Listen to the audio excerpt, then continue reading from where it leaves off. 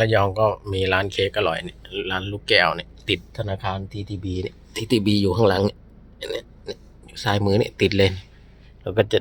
ถัดจากเนี่ยอะไรเนี่ยสมหวังเนี่ยติดกันเนี่ย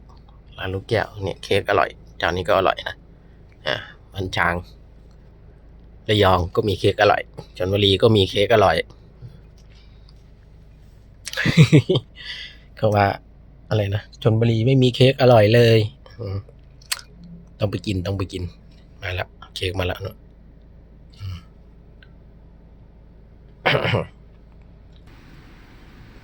เค้กอร่อย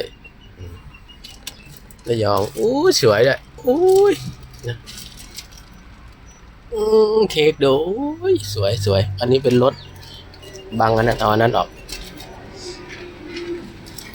เป็นรูปรถกับรูปการ์ตูนบังไว้เดี๋ยวนี่เค้กอร่อยสวยๆนี่